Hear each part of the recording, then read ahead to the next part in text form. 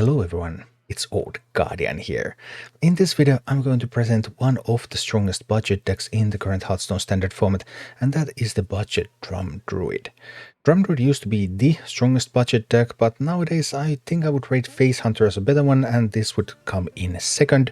Anyway, I did play this deck to Legend this season, so yeah, it's pretty good. You need 2 epic cards for this deck though, because Disciple of Ionar is absolutely mandatory in order to do your game plan. Because what is your game plan as a Drum Druid? Well, it's Drum Circle with both effects, so that you will end up, instead of summoning 5/2/2 treants and give minions +2/+4 and taunt, you end up summoning 5/4/6 treants. And then maybe some cultivations on top, and then you just kill people. So in order to do that as double effect, you either need to draw it with Embrace of Nature. Sure, that's great when it works. Forge the Embrace of Nature, use that to draw a Drum Circle. But sometimes you draw a Drum Circle anyway, without the Embrace. And then that's where you need the Disciple, so that your next Choose One card has both effects combined. Do note that if you have Drum Circle that you have drawn with Embrace, and then you play Disciple before you play that Drum Circle, and then you play that Drum Circle after Disciple, then it does consume both effects. So you won't have double effect on the following card anymore. But that's pretty much what you want to do. This deck has suffered a little bit from the appearance of Yogg-Saron Unleashed, because Yogg-Saron Unleashed gives many decks the ability to clear boards before they have usually been able to do that. So sometimes you go with your Drum Circle and then they end up clearing your board, and well, then you might lose the game. But even when you face these decks that have Yogg, don't worry, because they don't nearly always draw Yogg in time. So sometimes you still get your board and you still win games. A couple of comments about other card choices for this list. Drum Druid used to be played so that there were 4 Choose One cards in the deck, 2 copies of Drum Circle and 2 copies of Lifebinder's Gift. But nowadays it's quite generally accepted that running only the Drum Circles is better, because then Embrace of Nature will always draw you the Drum Circle, because Drum Circle is what you really want, because that's what wins games. Obviously that also means that once you have drawn your Drum Circles, then Embrace of Nature does nothing, but that's completely acceptable for a deck that's not going to spend all of the cards anyway. Then I have one little bit of a different card choice here, because I'm running Prison Breaker. Valkyrie, if you cast 5 or more spells this game, deal 3 damage to all enemies. And I have used Prison Breaker to replace Lingering Zombie. I actually played with the zombie a lot. The gameplay footage you're going to see here is going to be Lingering Zombie list, but I finished the climb with the Prison Breakers, and I think Prison Breaker was slightly better, because Zombie, when I analyzed all the games that I played, then I realized that Zombie actually didn't do that much in most of those. But you could play with the Lingering Zombies instead of Prison Breakers, that's completely fine. It just gives you a little bit of a surprise, a little bit of an edge that opponents might not expect you to have. Because this is a budget list, that means that there's something that can be done to improve it, to make it a full cost list. And in this one in particular, Wild Growth, gain an empty mana crystal. Widowbloom Seedsman is the superior alternative. Draw a nature spell, gain an empty mana crystal, gain a body on the board. That's just better. Although Wild Growth has not been bad, Wild Growth has actually been surprisingly good as a substitute. Then if you're facing a slower meta, if you're facing a lot of like warriors and stuff, Topiary the Sharper Gazer would be an excellent addition to the deck. And nowadays, typically to add Topiary, you would cut 1 copy of Embrace of Nature and then trust in Topiary more. But the faster the meta, the weaker Topiary is, so that's still a meta call. And right now I think this would be fine like it is, maybe with the Seedsman added. As for the mulligans with this deck, you're always looking for Embrace of Nature, because you really want those Drum Circles. You're always looking for your Wild Growth, because ramping is really good. Forest Seedlings is an excellent card. Summon 2 saplings, blossoms in 2 turns, then it will summon treants.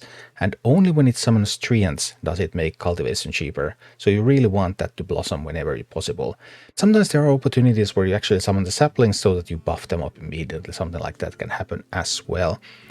And other than those, Witchwood Apple is usually a pretty good card, because you want some board presence early in the game so that you just don't get completely overrun. And you can also try to look at whether you have a nice curve of cards to play and adjust your strategy based on that. So that's the budget Drum Druid, still an excellent deck, and like I said, I played this specific list to Legend this season, so it's definitely capable, and this is what it all looks like in action. But yeah, Blizzard is incapable of doing stuff like that. So The jailer ban was the best that their process enables them to do. And I was completely fine with that. I thought it was great that they did it. People didn't get dust. Yeah, for a temporary. For a temporary ban. Yeah, that was unfortunate, of course. But I mean, they are incapable of doing it faster. So what can you do? I could just play this now. I can also play this. I could also ramp up again. Let's just play the Disciple. That's mana efficient. The one went downhill since Ben Broad left. Ben was miserable at balancing the game. And Ben was absolute disaster when it comes to balancing the game. So I don't quite agree that things went too badly, specifically from there.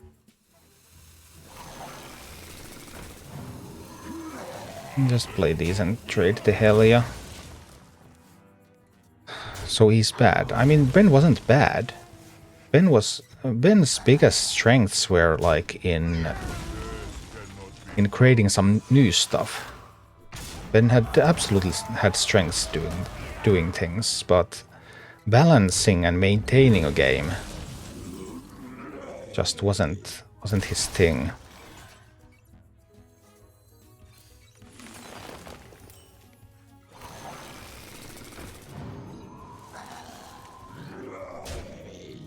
All right. I can't eclipse the circle. That's the downside. They have lethal. That would be very awkward.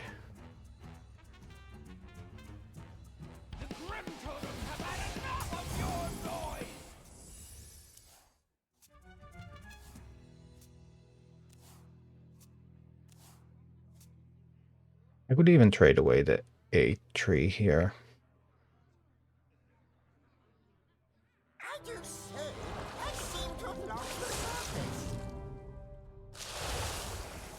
Let's see.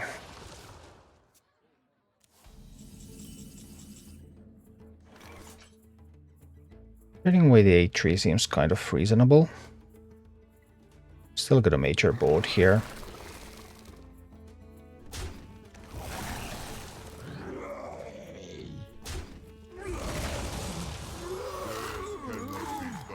So let's just kill that.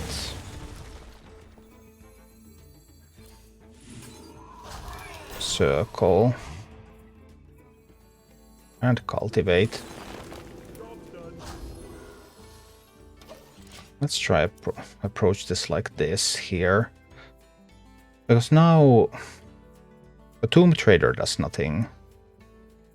I can Flower Child into Eclipse Cultivation if they kill one. If they kill none, then they're just dead. So I think we're winning from here. Alright, the desperation play. Pick me. I like that.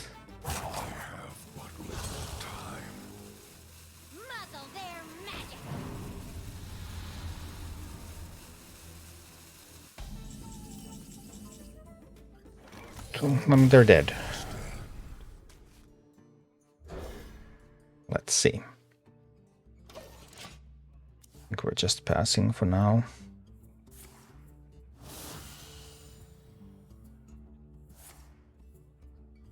Oh. That's a bit of a surprise.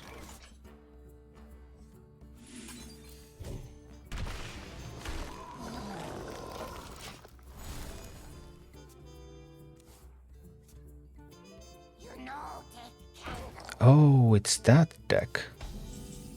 I see what you did there. Moonbeam Druid.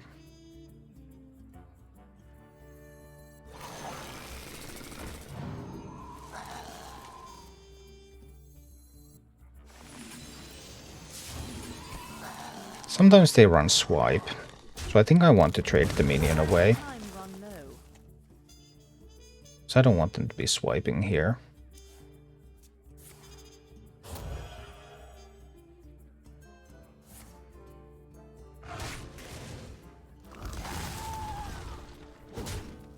So much card draw.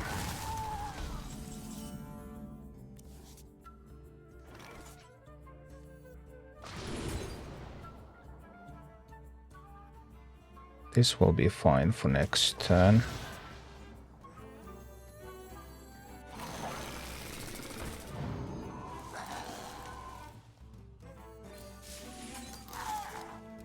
This is fine. We're just trying to get treants on the board and then cultivate. Kill them. That's the plan. That's what I'm trying to do.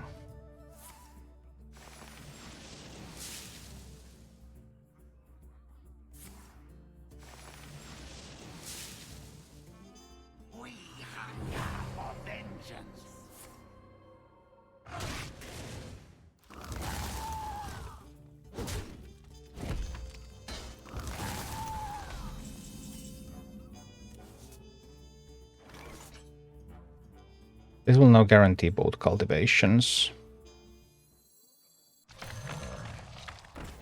Let's play some treants now.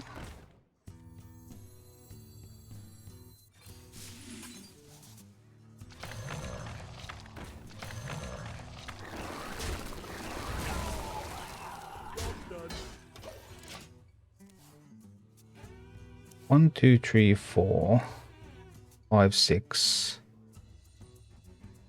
I think I have some 7 treants, right? 8 treants, so the cultivations are going to be free. In which case they are hopefully enough.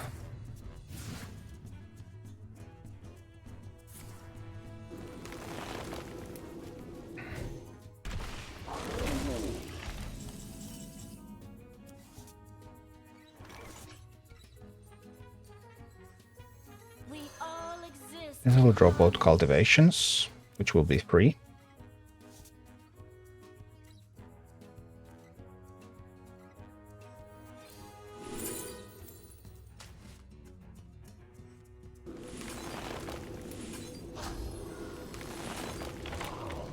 Can we buff up some stuff?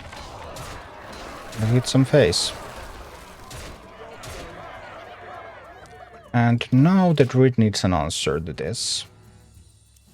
And they have had 2 minions die. So, do they have it? 2 minions.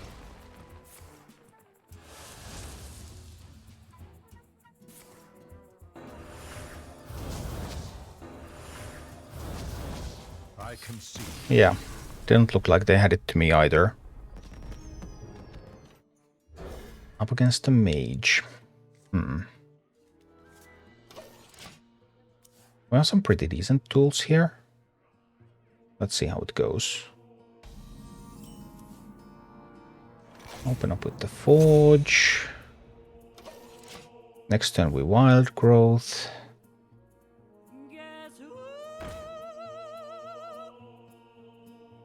Secrets. They run counter spell. Right? Or was it objection? It's actually objection, isn't it? Secret that they have in that deck. I think it's actually objection. We'll find out in the near future, I'm sure. It'll be our little secret.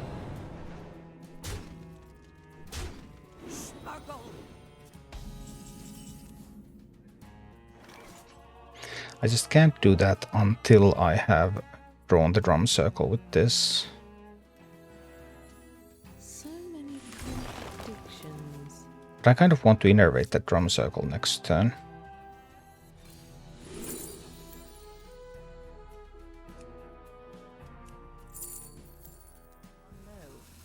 I think I want to do this. Oh. I want to do that. And I'll play this and then I'll hero power that one down now. Well, now that I have 2 Innervates in hand, that means that there's nothing stopping that drum circle. Counterspell does not stop it.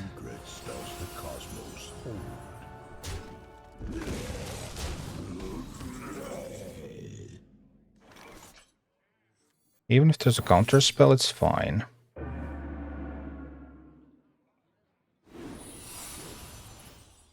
Because then we're just going to play another one. Then we get to play the drum circle anyway.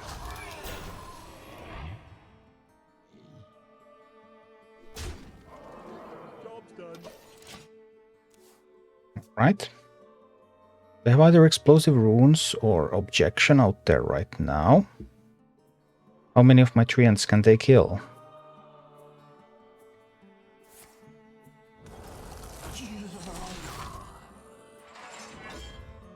That there doesn't kill any of them yet.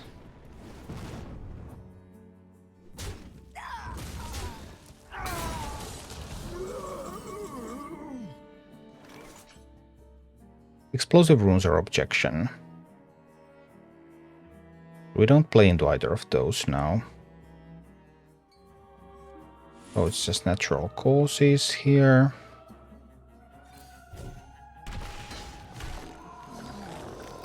Into cultivation. And hitting some face. For lethal. Was actually a secret mage. Refreshing, I haven't seen a secret mage in ages. In standard format. Yeah, and it's most likely a totem shaman. With the even shaman hero power. Seems fair.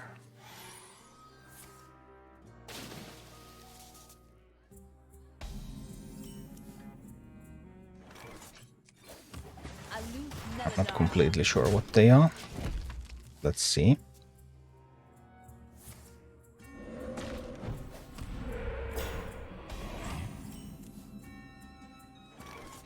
So many alternatives.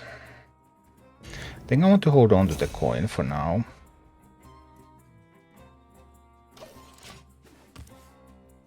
Just going here into wild growth.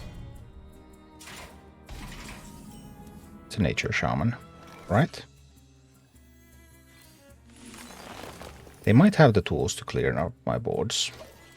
It's possible. With that deck, it's possible.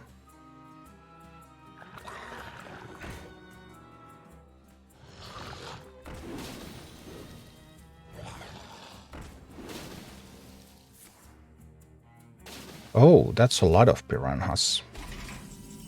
That's actually a little scary. I need to kill the biggest one here.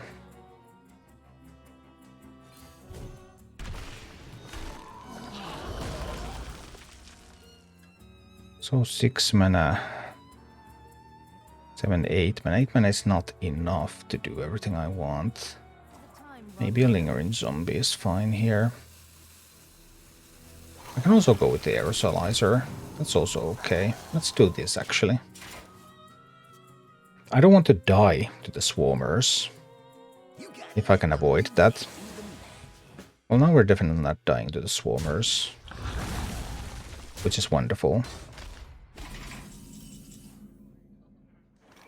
Forge and cast 3 for 5 mana. Yeah.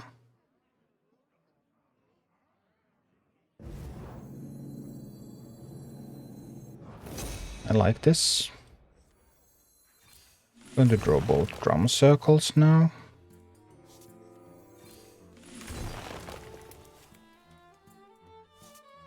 Play the zombie out there.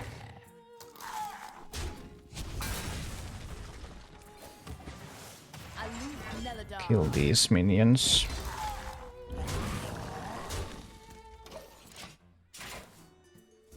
We'll see. Shaman might be able to clear it all, but it's definitely going to take some work.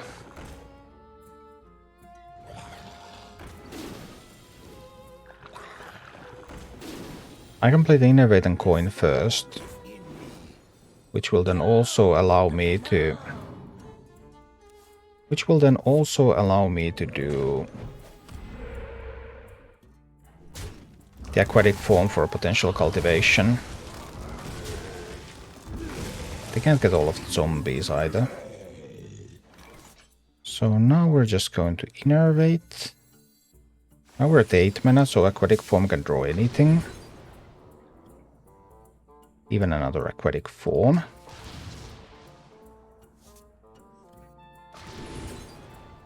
And then a cultivation is available. And then I can still coin. So that I will be able to play the Solar Eclipse. And the Drum Circle. And a cultivation here too. And then the question is, does +1 spell damage matter? I guess it might, so I'm going to trade that one away.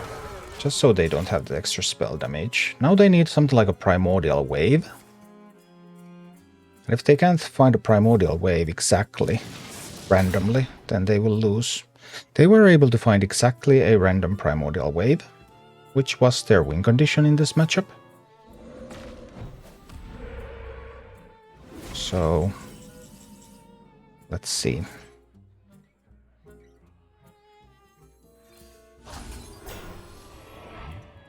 Can still buff this stuff up. Can kill the Talmos. I can hit some face, but Shaman might survive this. Because now these can potentially be killed with their AoE spells. Now they have a chance.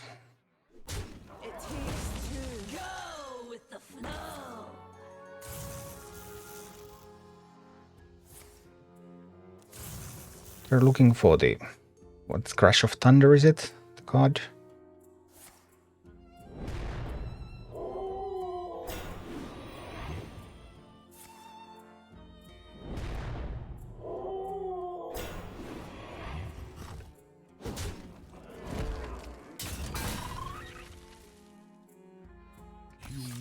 But they couldn't quite find it. So actually this time we were able to beat the Primordial Wave. Phew. Not something that I really want to face, but sometimes.